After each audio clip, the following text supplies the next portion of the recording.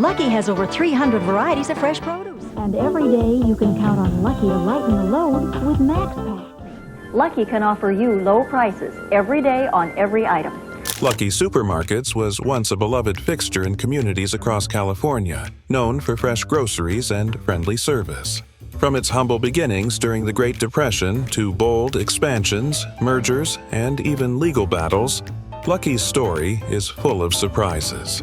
It evolved with changing times, weathered challenges, and kept shoppers coming back for more.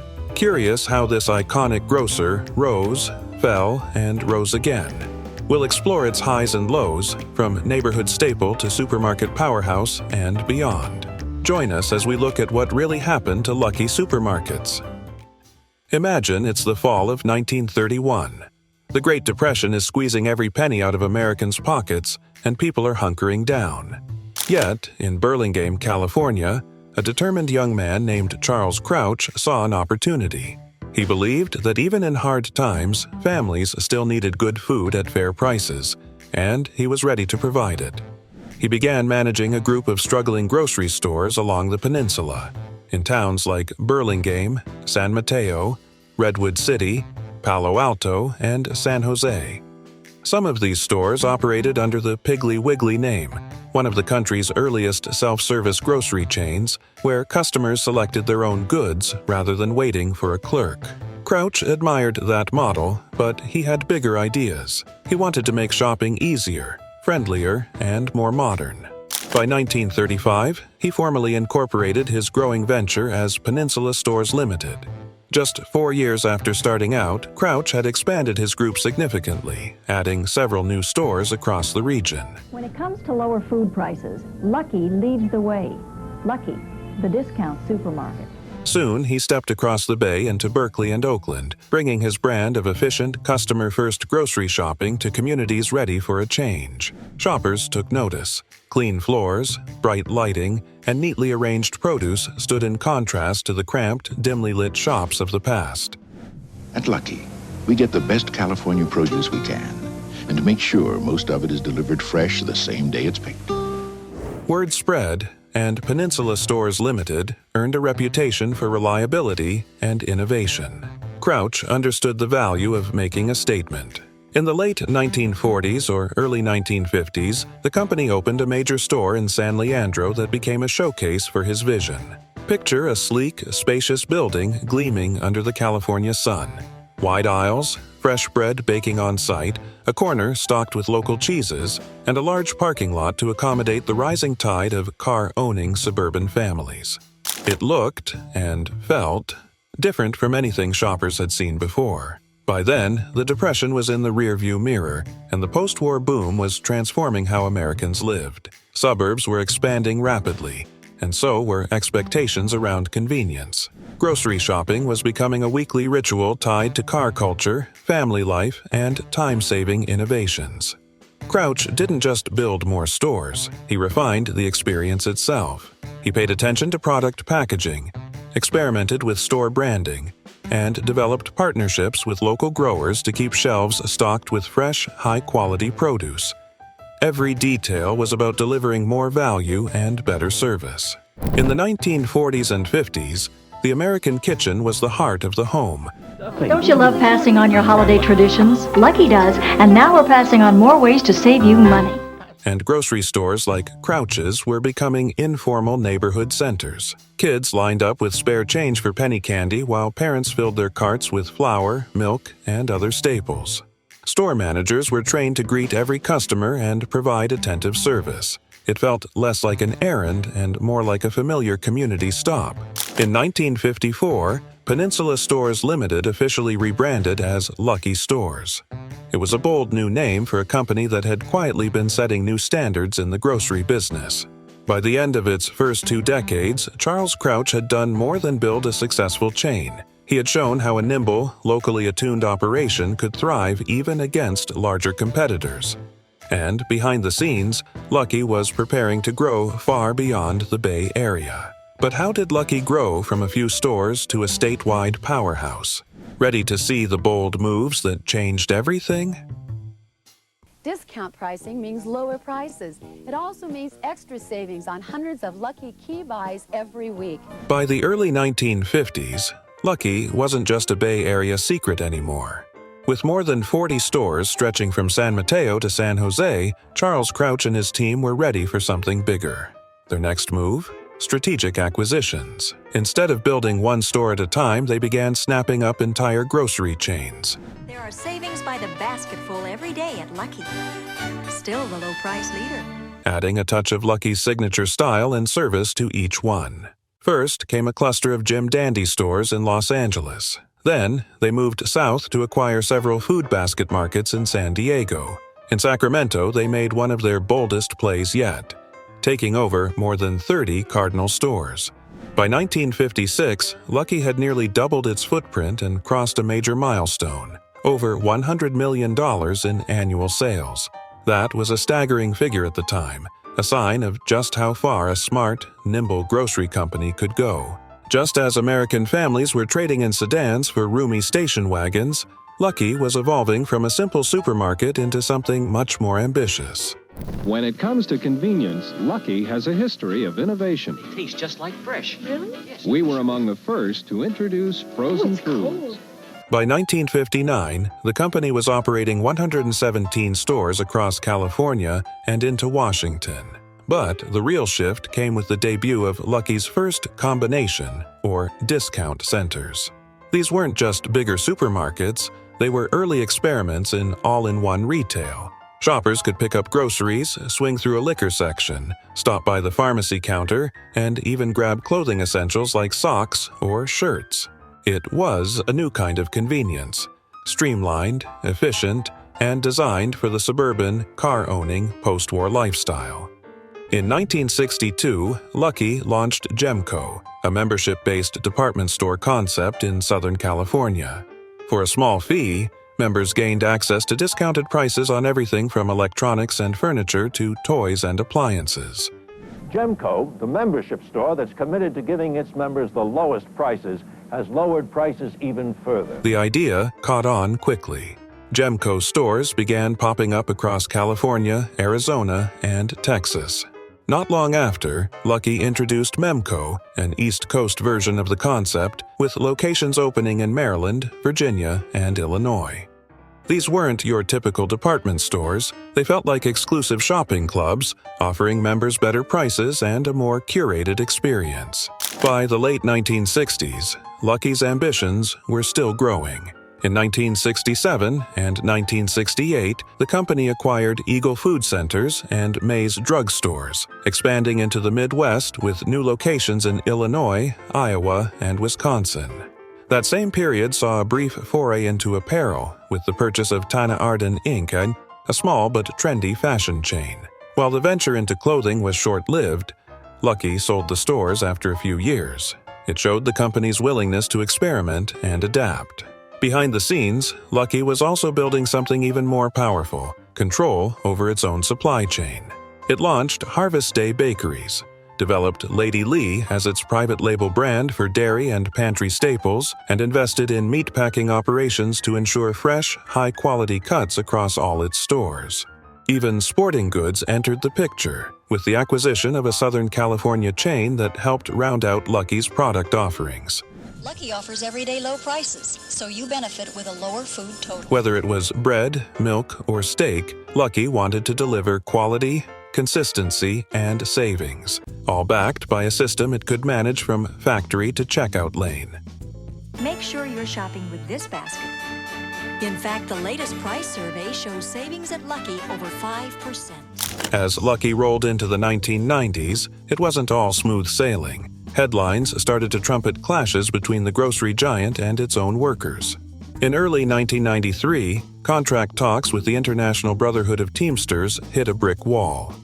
Around 1,300 truck drivers and warehouse employees in Northern California felt that their pay and working conditions weren't cutting it. Tensions simmered until the Teamsters launched a boycott of 188 Lucky stores across the Bay Area and filed unfair labor practice charges. Shoppers driving past quiet loading docks and idle delivery trucks helped turn up the pressure. Luckily, pun intended, The two sides finally shook hands in March 1993 and got back to business. No sooner had that dust settled than Lucky found itself on the other side of a courtroom. A class action suit filed by current and former female employees accused the company of shoving women into low-pay, no-growth positions and blocking them from promotions. The legal battle dragged on for over a year, with both sides locked in heated negotiations. In late 1993, Lucky agreed to pay a staggering settlement, reported as high as $107 million, marking one of the largest sex discrimination payouts in U.S. history at the time. Thousands of women received compensation, with individual amounts ranging widely, depending on tenure and job role. By late 1994, the Teamsters were back in the headlines. Fresh contract snags now threatened Lucky's Southern California operations, involving some 1,700 drivers and warehouse workers. This time, the dispute centered on pay, scheduling, and benefits. With 235 stores in the balance, federal mediators stepped in once again. By December, the two sides struck a deal before a single store had to shutter. Then, in early 1995, Lucky found itself swept into another wave of labor unrest, this time alongside fellow grocers Safeway and Save Mart. The United Food and Commercial Workers Union raised alarms over changes to medical leave and health insurance policies. While UFCW's strike initially targeted Safeway, Lucky and Save Mart responded with precautionary employee lockouts. For 9 days, customers saw picket signs waving in the wind and store shelves running a little low. But by mid-April, the standoff ended as a new agreement brought union members back to work. While all this labor drama played out at checkout lanes and union halls, Lucky quietly plotted a different kind of expansion. It came in your mail October 29th and 30th. The Big Book of Savings from Lucky, with over $400 in coupons and savings. In 1994, the company decided it needed a new weapon against rising discount grocers. The answer? Warehouse-style grocery stores. Big, no-frills locations packed with bulk goods at wallet-friendly prices. This was the birth of Super Saver Food, Lucky's foray into the warehouse game under its parent company, American Stores. At the same time, Lucky rolled out a bold new blueprint. Every new supermarket would now be a superstore, roughly 60,000 square feet, double the size of older locations. These modern giants came complete with bakeries, delis, florists, photo labs, and even in-store banks. Just when things seemed as serious as a 2% shrink at the register, Lucky hit the news for a feel-good reason in early 1996. Since 1983, the company had been donating unsold bread, 4 days past its shelf date, to local food banks and charities. Lucky claimed tax deductions based on the retail value of those loaves. But the IRS pushed back, arguing that day-old bread wasn't worth its sticker price. Lucky took the battle all the way to the U.S. tax court. In a landmark decision, the court sided with Lucky, affirming the company's right to deduct the full retail value. It was a quiet win for the grocer, and a meaningful one for food banks relying on that donated bread. After overcoming labor disputes, what major shift was on the horizon for Lucky? I now pronounce you Albertsons. Great service and low prices together like never before. In August 1998, something big shook up the grocery world. Idaho-based Albertsons Inc. bought Lucky stores in a blockbuster deal. Overnight, two well-known chains became one supermarket powerhouse. The combined company now operated more than 2,470 stores and raked in $36 billion in annual sales, enough to leapfrog over industry rivals Kroger and Safeway. Just like that, Albertsons Lucky became the largest supermarket chain in the United States. Well, for starters, it doesn't have to cost more to get great service and better selection. Plus, with our Bonus Buy program, you'll find hundreds of items throughout the store. Before the deal, Albertsons ranked 5th among U.S. grocers. Lucky, meanwhile, was part of Salt Lake City-based American Stores Company, whose portfolio also included Jewel Food Stores, Acme Markets, Osco Drug, and Savon Drug.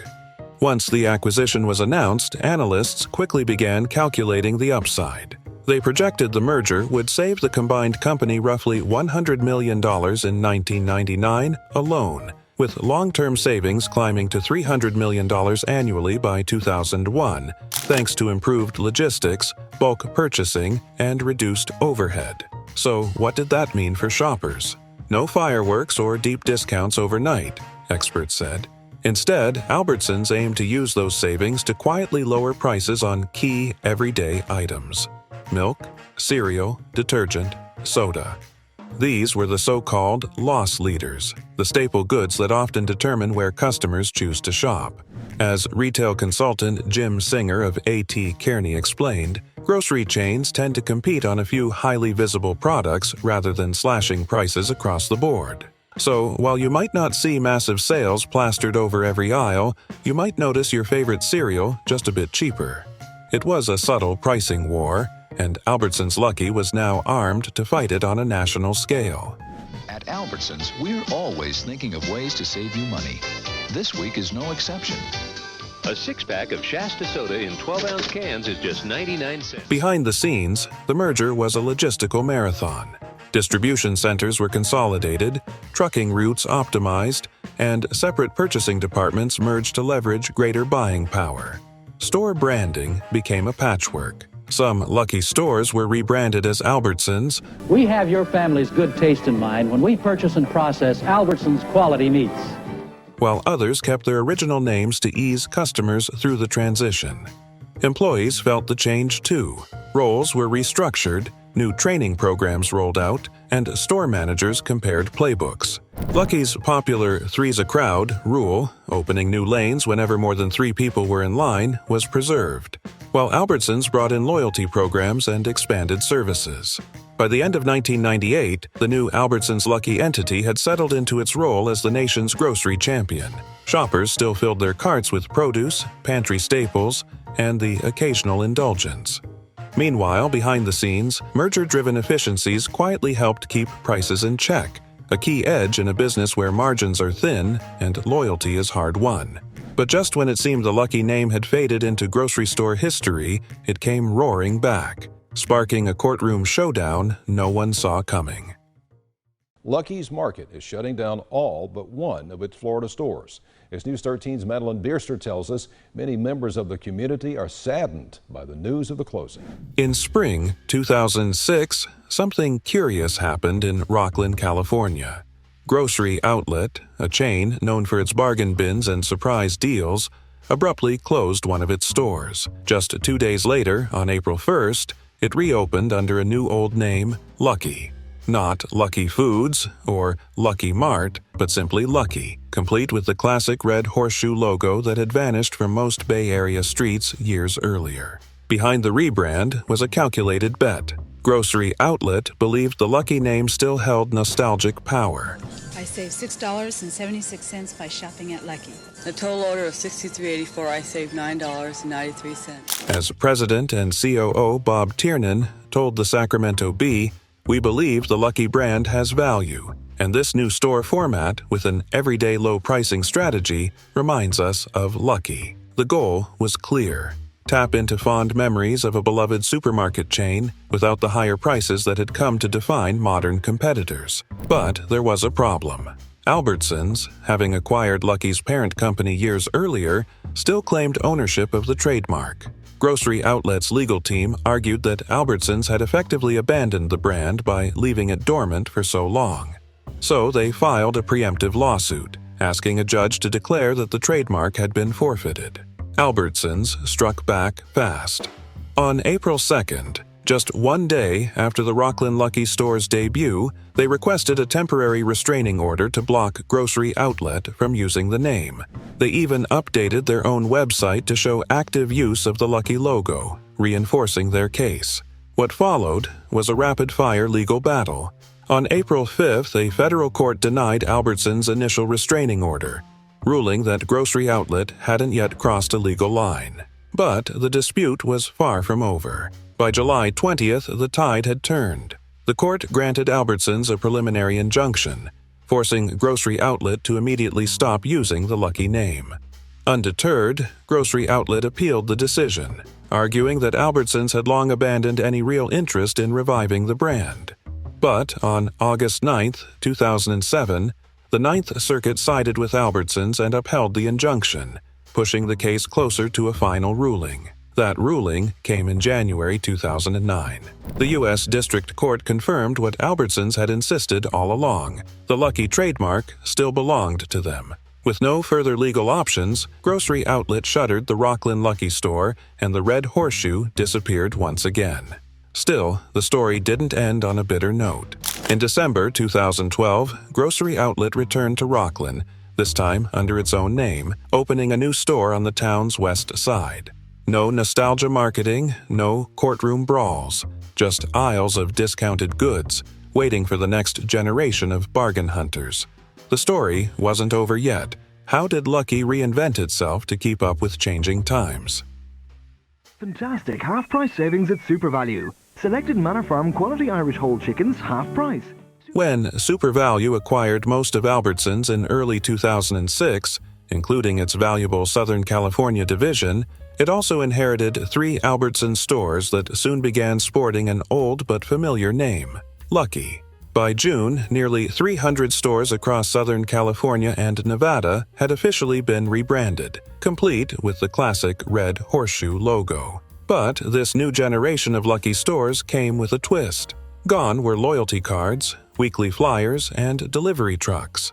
Instead, they leaned into a no-frills, everyday low prices model aimed at home cooks looking to stretch their budgets. Enough was saved at Lucky to also buy 11 of these, and 8 pounds of these, and... In July 2006, a few Max Foods locations in Alhambra, El Centro, and San Isidro were also rebadged as Lucky. The Alhambra store would last 4 years before shutting down, but the experiment continued. By October, 2 more Albertsons, this time in North Las Vegas and Las Vegas proper, joined the Lucky revival. The trend gained traction in June 2007 when 2 additional Las Vegas area Albertsons on Spring Mountain Road and Craig Road converted to Lucky, joining earlier changes on Bonanza Road and Lake Mead Boulevard. Executives hinted that more rebrands might follow if the stores proved successful. But by early 2009, all 4 Las Vegas Luckies had quietly closed their doors. Around that same time, SuperValue announced a broader cutback, closing 9 underperforming Albertsons in California. 3 of those, located in Southgate, Van Nuys, and Oxnard, were converted to Lucky instead. The Van Nuys and Oxnard locations opened under the Lucky name in June 2009, bumping the Southern California Lucky total back up to 6. Still, it didn't last.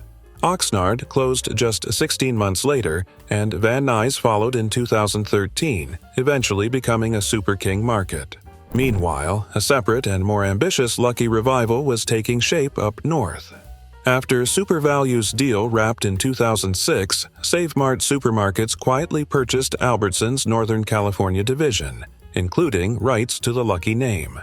In November, Save Mart took control of 132 stores and spent the summer of 2007 converting 72 of them to Lucky across the Bay Area. Despite a brief legal dust-up with Grocery Outlet over the name, Save Mart pushed forward.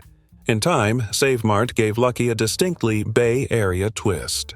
On July 8, 2015, the Daly City store unveiled a full renovation and a new identity. Lucky, California. As Save Mart's branding chief Nicole Pesco put it, the concept fused Bay Area culture and California-sourced goods, served up with meal ideas at fair prices. Customers found local cheeses, ready-to-eat meals, and colorful signage designed to streamline the shopping trip. The Daly City remodel set the tone for a broader update. Over the years, most of the 72 Lucky stores received upgrades. Larger produce sections, grab-and-go deli counters, even in-store coffee bars, to help the brand keep pace with modern supermarket trends. But even with the fresh look, retail is an unforgiving business. In November 2023, 3 underperforming Bay Area Lucky locations closed, squeezed by competition and the growing shift toward online grocery shopping. Not all setbacks came from the outside. In 2011, 23 Lucky stores in Northern California, then owned by Save Mart, were hit by a stealthy form of theft. Self-checkout machines had been tampered with, allowing clever customers to ring up big-ticket items at bargain bin prices. The scheme cost the company thousands before it was discovered, and the systems were secured. From SuperValue's bare-bones discount model to Save Mart's Lucky California reinvention, the Lucky brand has worn many hats. It's been a thrifty neighborhood grocer, a regional throwback, and a reimagined cultural concept. Through rebrands, mergers, revivals, and a few missteps, Lucky's enduring presence proves that even in a fast-changing grocery world, a familiar name still carries weight, especially when the aisles keep shifting underfoot.